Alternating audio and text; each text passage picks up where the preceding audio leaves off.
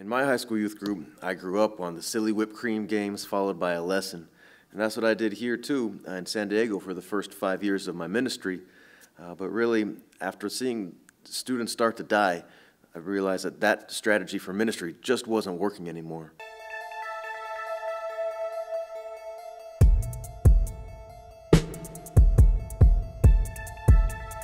When I came to UC San Diego as a freshman in 1996, I was majoring in Spanish, and I wanted to find a non-classroom setting to increase my language capabilities, and I also wanted to find a church where I could serve as well.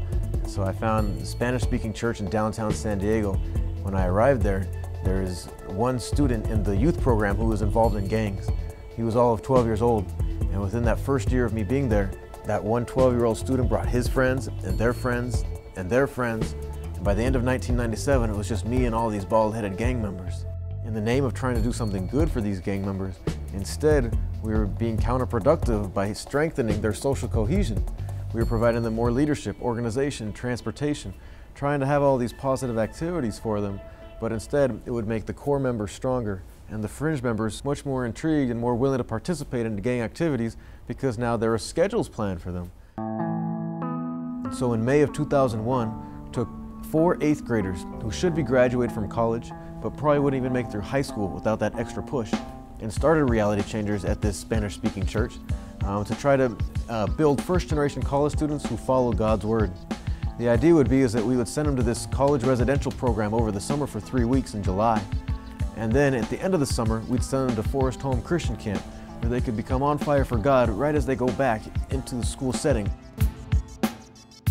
I think the first time that I saw that Reality Changers was having an effect on its community was in the very beginning of the program, when we expanded from those first 4 original 8th graders to a grand total of 12 students. That was big for us back then. And when we took these 8 new students in from the community, that meant that we left a lot of their other friends out. And so that first night of expansion, while we had our tutors in there for the first time, studying away, there was this group of about 20 wannabe fledgling thugs gathering outside of the church building.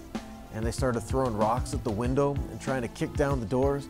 While the tutors were scared inside, I sat back and enjoyed every minute of it, because these same guys who wouldn't step foot in any type of ministry setting before were now A, trying to break into a church, to B, study for 3 hours. That's the first time I realized that we were going to have a big impact on the community. I'm going to close tonight with the story of what's happened now is that these students that began this group 7 years ago with just $300 have earned over $1 million from the program itself and over $4 million from all different sources, as they've gone on to receive full rides from Harvard, Dartmouth, Northwestern, UCLA, Duke, and all points in between, because they've been able to find their foundation in this Christ-based ministry that leads them to be good examples, serve the community, get good grades in school, and really give back to those that have paved the way for them, their family members and their communities that have opened the doors for them.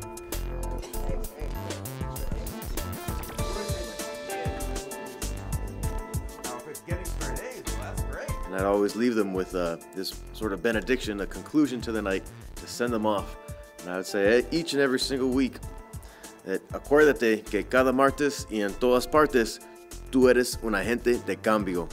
Remember that every single Tuesday that we're meeting, and in all the places that you go, you're an agent of positive change in this world that surrounds us.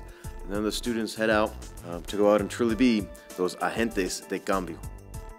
So now, after the program has produced over 50 graduates and 100 current students in 3 different locations, as we take a look back on what God has done over the past 12 years, we can only come to one conclusion: that His plan is seriously ridiculous.